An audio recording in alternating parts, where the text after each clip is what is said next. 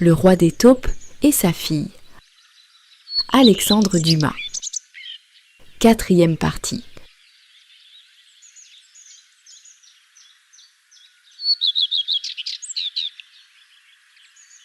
Mais Joseph secoua la tête en souriant avec tristesse. Il voyait bien que le conseil que lui donnait sa mère était le bon et le seul à suivre. Mais il n'avait pas la force, ou plutôt la puissance, d'oublier la belle jeune fille, à la ceinture d'or et à la couronne d'encolie.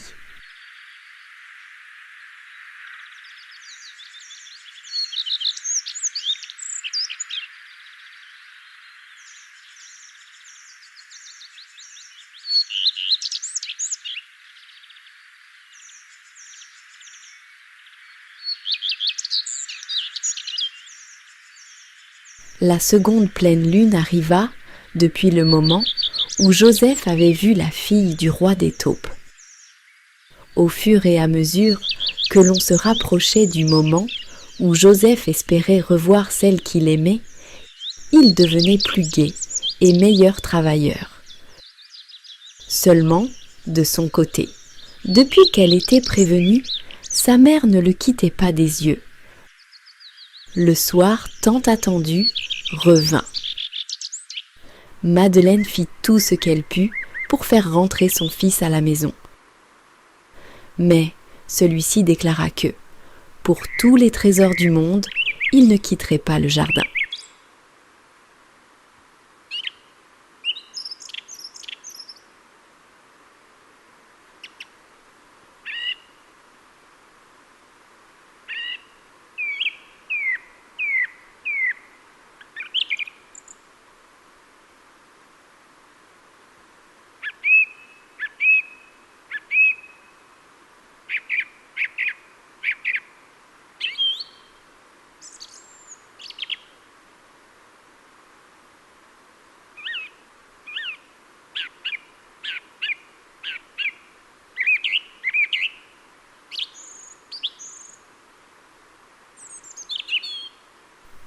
Alors, dit sa mère, je resterai avec toi. Restez, ma mère, dit Joseph, mais demeurez à l'écart. Car si elle vient et que vous la voyez, vous encouragerez mon amour, j'en suis bien sûre, au lieu de le combattre. Le soir venu, Madeleine s'assit sous la tonnelle, et Joseph se tint debout à 10 pas de là, appuyé au tronc d'un arbre. Madeleine pleurait et priait, ne perdant pas Joseph de vue.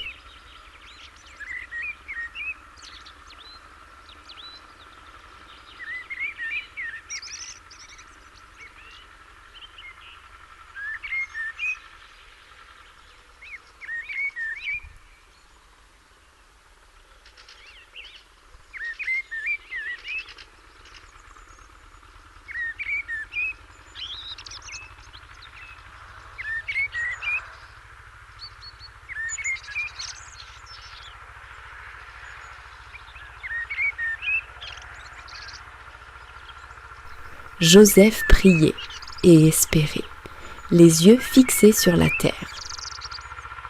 Tout à coup, la pleine lune commença de paraître, se levant au-dessus de la montagne.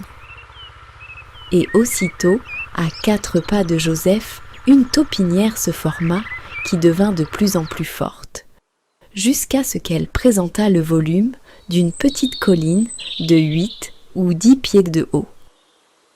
Alors, elle se fendit par le milieu. Et, au lieu d'une belle jeune fille, on vit sortir de terre une énorme taupe, grosse comme un bœuf, qui s'avança vers Joseph.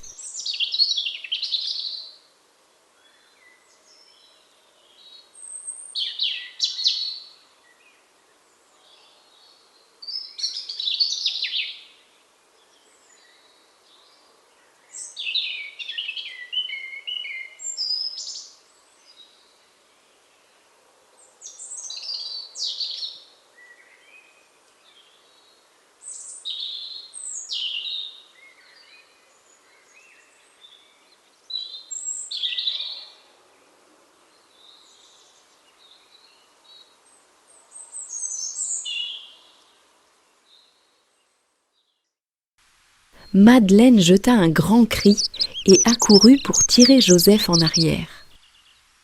Mais celui-ci ne bougea point. On eût dit qu'il avait pris Racine à sa place.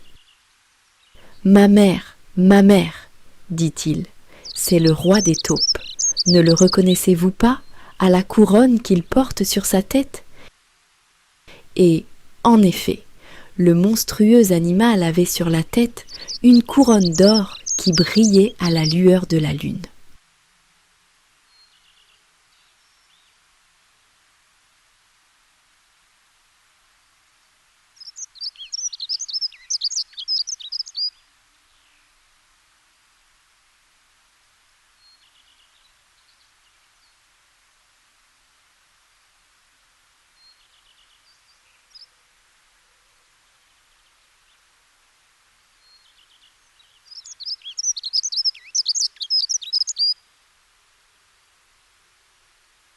En ce moment, la taupe était tout près de la mère et du fils.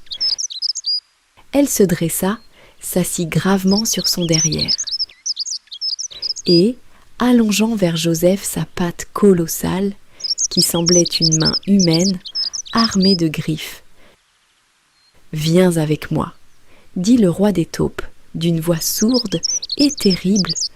« Je te donne ma fille. Tu seras mon gendre. Viens, ta fiancée t'attend. » Et il voulut entraîner Joseph en lui posant la patte sur l'épaule.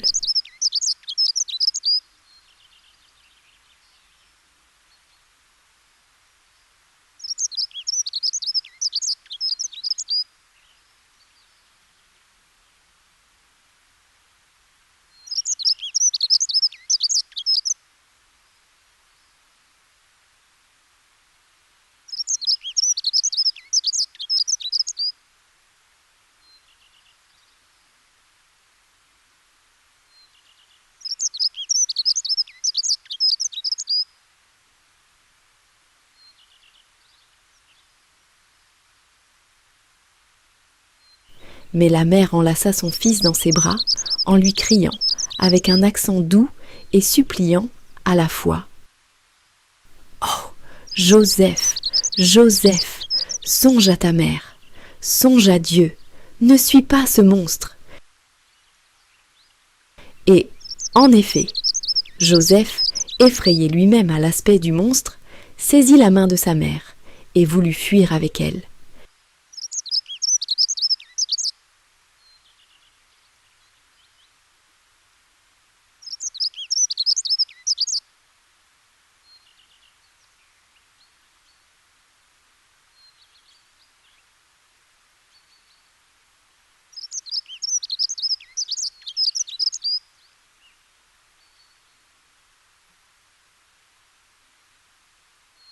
Mais, au moment où il se détournait, de la même taupinière, sortit une femme merveilleusement belle.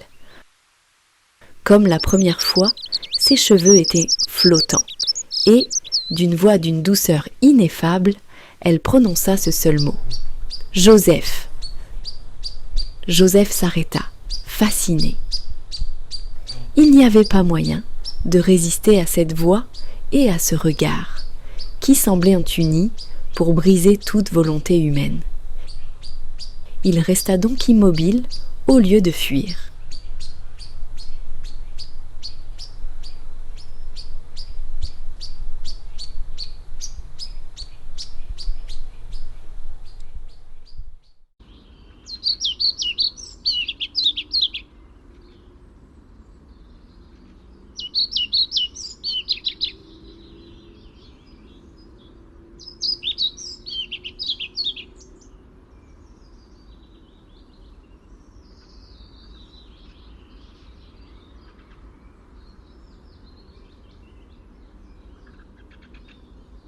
Mais ce n'était point assez.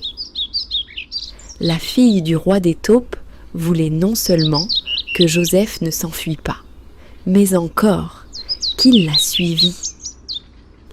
Aussi, d'une voix encore plus douce que la première fois, « Viens, dit-elle, Et à ce mot, entraîné comme par une force irrésistible, Joseph s'arracha des bras de sa mère et s'élança dans ceux de la jeune fille.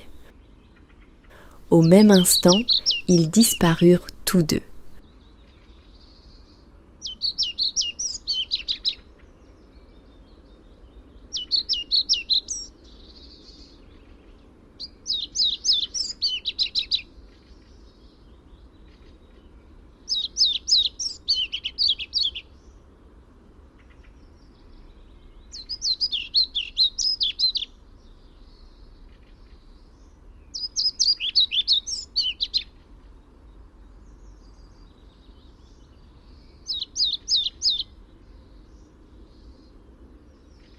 Le roi des taupes, à son tour, s'enfonça lentement, empêchant la malheureuse mère de suivre son fils. Au reste, la lutte ne fut pas longue. Dès que Joseph eut disparu sous la terre, Madeleine tomba évanouie sur le gazon. Lorsque la pauvre femme revint à elle, le jour commençait à paraître, et l'on se levait dans le village.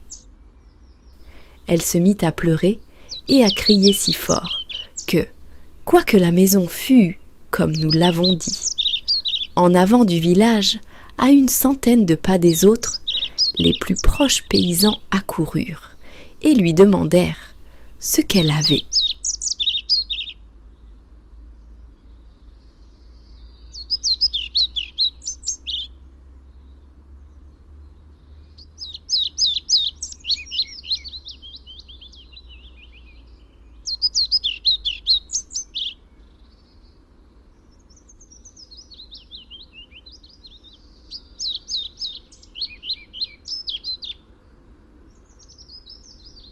Svartvitt flug i Slottsskogen.